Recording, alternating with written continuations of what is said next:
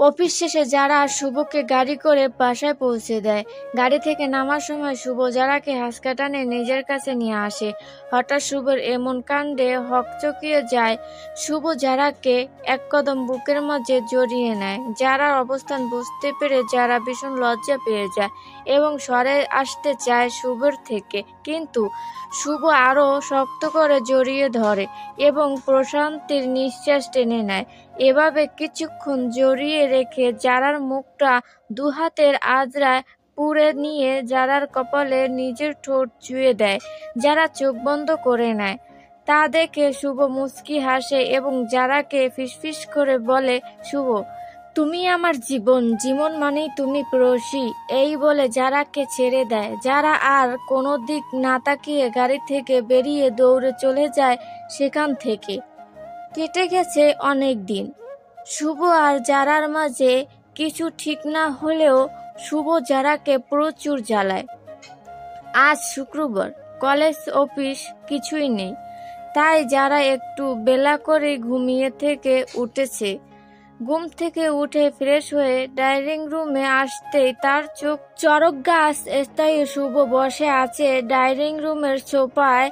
আর অবাক করার বিষয়, তা মা বাবা ভাই শুভের কথায় হেসে হেসে কথা বলছে। এতে যারা আরো অবাক হয়ে যায়, কারণ ওই ঘটনার পর থেকে তার পরিবারের কেউই শুভের নাম পর্যন্ত শুনতে পারত না। তাহলে এখন কি এমন হলো যে সবাই এত হাসি খুশি? যারাকে দেখে যারার মা বলে ওঠে, যারার মা, কি রে মা, উঠেছিস? দেখ মা, শুভ বাবা এসেছে তোকে নিয়ে যেতে। আজ নাকি ঈশিতাকে পাত্রপক্ষ দেখতে আসবে।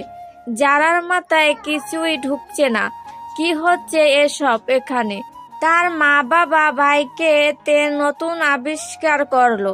যারার এমন চেহারা দেখে শুভ মিটমিট করে হাসছে।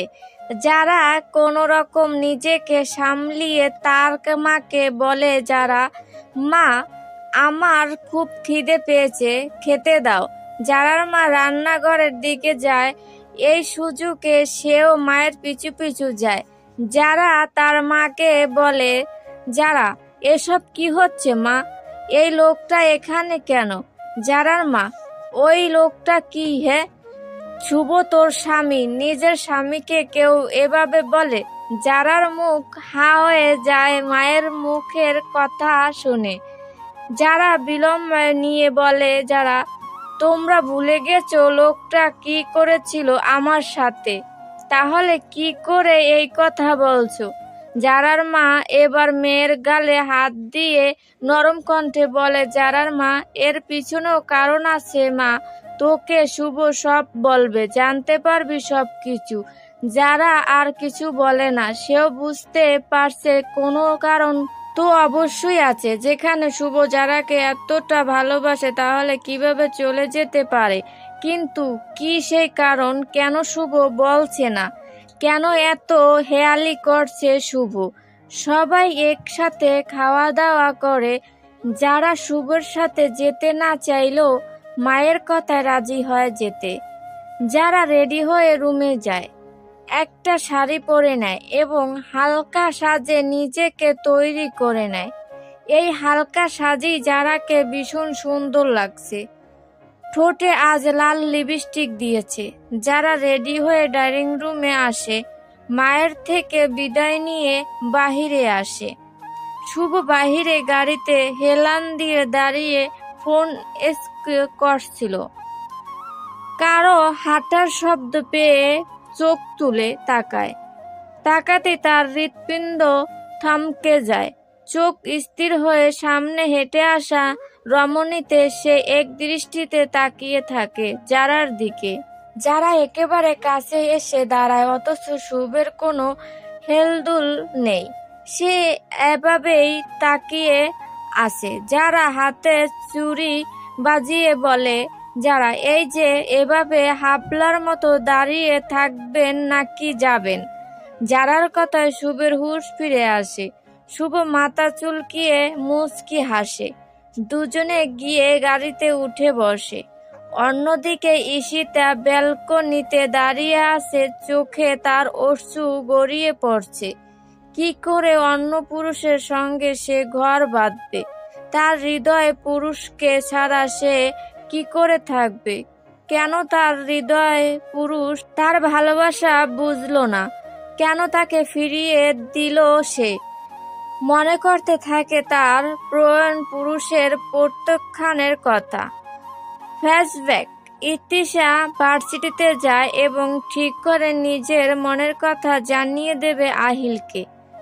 আর এভাবে গোপন রাখবে না, একবার প্রকাশ করে তো দেখুক, তারপর না হয় দেখবে কি হয়। যেই ভাবা সেই কাজ। আহিল লাইব্রেরিতে বসে বই পড়ছিল। ঈশিতা গিয়ে আহিলের সামনে দাঁড়ায়। আহিল ঈশিতাকে দেখে বলে, আহিল, কিছু বলবে আমায়? ঈশিতার ওপর নিচ মাথা নাড়ায়, মানে বলবে আহিল। বলো কি বলবে? ঈশিতা আহিলের দিকে কিছুক্ষণ একদৃষ্টিতে তাকিয়ে থাকে। এতে আহিল কিছুটা বিব্রত হয় এভাবে তার দিকে তাকিয়ে থাকায়। এবার ঈশিতা আহিলকে বলে ওঠে, ঈশিতা, আমি আপনাকে ভালোবাসি, অনেক বেশি ভালোবাসি আপনাকে, পাগলের মতো ভালোবাসি আপনাকে। আহিল তো অবাকের চরম পর্যায়ে পৌঁছে গেছে। কি বলছে কি এই মেয়ে? তাকে নাকি ভালোবাসে? কিন্তু সে তো অন্য আরেক জনকে ভালোবাসে। সে আর এই জন্মে অন্য কাউকে ভালোবাসতে পারবে না। সে শুধু তার হৃদয় হরিণীকে ভালোবাসে। সে তাকে ছাড়া আর কাউকে ভালোবাসতে পারবে না। আহিল ঈশিতার পানে তাকায়। ঈশিতার চোখে পানিতে টলমল করছে। আহিলের খারাপ লাগলেও তার কিছু করার নেই। আহিল এবার ঈশিতাকে বলে ওঠে, আহিল, তুমি ভুল জনকে ভালোবেসেছ মেয়ে। আমি অন্য কাউকে ভালোবাসি এবং তাকে ছাড়া এই পৃথিবীর কোনো মেয়েকেই আমি ভালোবাসতে পারবো না।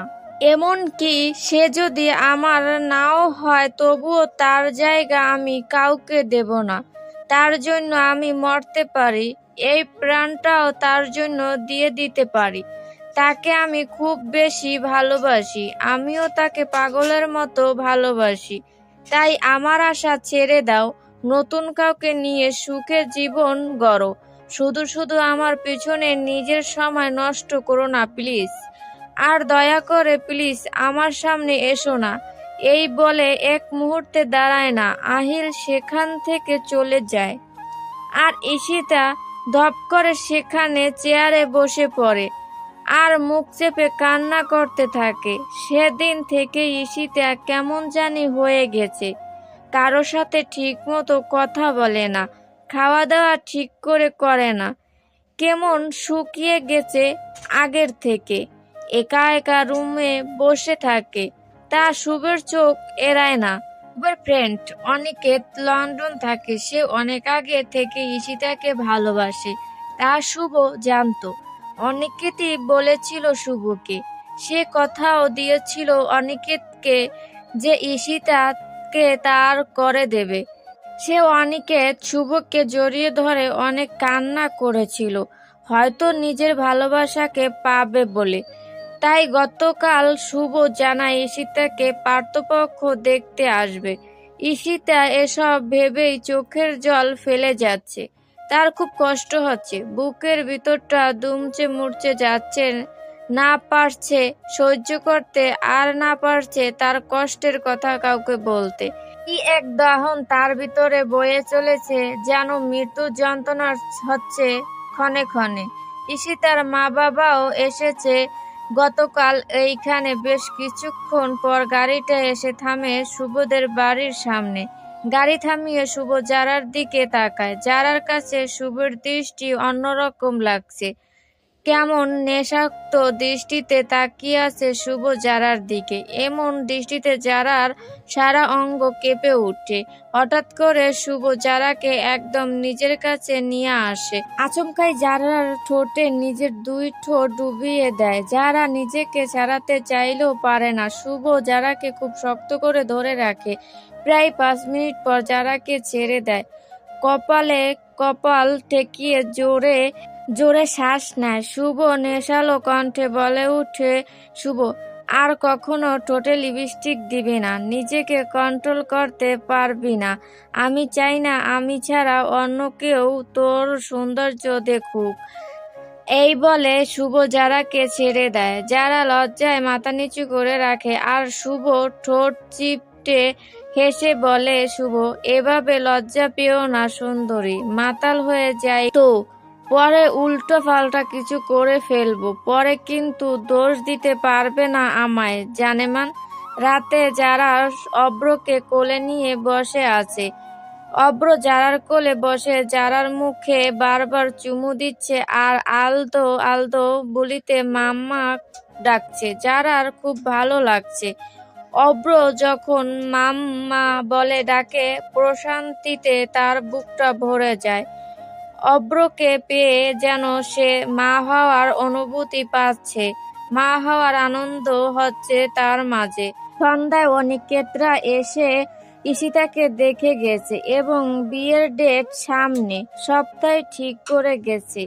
যারা যখন বাসায় এসেছিল যারাকে দেখে তো শুভের মা বাবা ভীষণ খুশি হয়েছিল, সেই সাথে যারাকে জড়িয়ে ধরে অনেক কান্নাও করেছিল। শুভের মা ইয়াসমিন বেগম রাত হওয়ার আর যারাকে যেতে দেয়নি কেউ। আজ যারা এখানেই থাকবে। ঈশিতা ব্যালকনিতে দাঁড়িয়ে আছে, এখন তার কিছুই করার নেই। সে তো আহিলের কাছে গিয়েছিল, কিন্তু আহিল তাকে ফিরিয়ে দিয়েছে। আর যাই হোক, জোর করে তো কারো ভালোবাসা পাওয়া যায় না। এছাড়া আহিলের মনে অন্য কারো বসবাস সে চাইলেও পারবে না তার মনে জায়গা করতে। আর এদিকে আজ অনিকেতকে কতটা হাসি খুশি দেখাচ্ছে। হয়তো নিজের বহু প্রতীক্ষিত ভালোবাসাকে পাবার আনন্দেই এত হাসি খুশি ছেলেটা। তাকে কি করে সে ফিরিয়ে দেবে, যে ছেলেটা তাকে এক দফা ভালোবেসে এসেছে কতটা বছর। সব ভালোবাসা তো পূর্ণতা পায় না, তারটাও না হয় পেল না, কিন্তু তার দ্বারা কারো এক দফা ভালোবাসা পূর্ণতা পেল। এসব ভেবে ঈশিতা দীর্ঘশ্বাস ফেলে বিড়বিড় করে বলে, আমার না হওয়া ভালোবাসা, আপনি সবসময় ভালো থাকেন। দোয়া করি মহান আল্লাহ আপনার সকল ইচ্ছে পূরণ করুক। আপনি কারো কাছে দামি না হলেও আপনি আমার কাছে মূল্যবান। আমি আপনাকে হারাতে চাই না, কিন্তু ভাগ্যের কাছে আমি হেরে গেছি। কিন্তু আপনি চাইলেই আমাদের ভালোবাসা পূর্ণতা পেত, কিন্তু আপনার তো আমার প্রতি কোনো ইন্টারেস্ট নেই। যাই হোক, আপনি সবসময় ভালো থাকুন এই কামনা করি। একটা কথা মনে রাখবেন, আমি আপনাকে ভালোবাসতাম, ভালোবাসি এবং ভবিষ্যতেও বাসবো। দূর থেকে অনেক কিছুই সুন্দর, যেমন চাঁদ, আপনি চাঁদের চেয়ে কোনো অংশে কম না। আপনি ভালো থাকবেন। আমার না হওয়া আমার পবিত্র ভালোবাসা। বলতে বলতে দুই ফোঁটা চোখের পানি গড়িয়ে পড়ে। অব্র ঘুমিয়ে গেছে, তাই বিছানায় শুয়ে দিয়ে যারা রুম থেকে বের হয়। ডাইনিং রুমে সোফায় বসে শুভ বসে অফিসের কাজ করছে, আর শুভের মা বাবা কেউকে দেখতে পাচ্ছে না, হয়তো শুয়ে পড়েছে গিয়ে।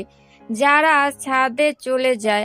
আজ আকাশে চাঁদ উঠেছে, চাঁদের আলোয় সবকিছু, চাঁদের সৌন্দর্য যেন আরো দ্বিগুণ বেড়ে গেছে। ছাদের এক পাশে ফুলের বাগান রয়েছে, তাতে অনেক রকমের ফুল রয়েছে। চাঁদের আলোয় সবকিছু কেমন মর্মনীয় লাগছে। এক পাশে দোলনা রয়েছে, দোলনাটা আবার লতাপাতা ও ফুল দিয়ে সুন্দর করে সাজানো। যারা খুশিতে দৌড়ে গিয়ে দোলনাটায় বসে পড়ে, দোল খাচ্ছে আর খিলখিল করে হেসে উঠেছে। এই নীরব পরিবেশে যারা হাসিটা যেন একজনের কাছে মন্ত্রমুগ্ধের মতো লাগছে। সে এক দৃষ্টিতে প্রিয়তমার হাসি মুখটার দিকে তাকিয়ে আছে। এ যেন কোনো চন্দ্রকন্যা। চন্দ্র বিলাস করছে নিজের মতো করে। আশেপাশে কে আছে না আছে কারো দিকেই কোনো খেয়াল নেই চন্দ্রকন্যার। যারা চাঁদের দিকে তাকিয়ে গুনগুন গুনিয়ে গেয়ে ওঠে, চাঁদনি পড়ছে কে আমারে স্মরণ করে, কে আইসা দাঁড়িয়েছে গো আমার দুয়ারে। বাহিরে চাঁদের আলো, ঘর অন্ধকারে খোয়ালিয়া দিয়াছি ঘরের সকল দুয়ার, তবুও কেন সে আমার ঘরে আসে না। অন্যদিকে শুভ ছাদের দরজায় হেয়ান দিয়ে মুগ্ধ হয়ে শুনছে তার সর্বনাশীর কণ্ঠে গাওয়া গান। হে সর্বনাশী, তো যাকে প্রথম দেখেই তার সর্বনাশ ঘটেছিল, তার চোখেই তো দেখেছিল তার সর্বনাশ।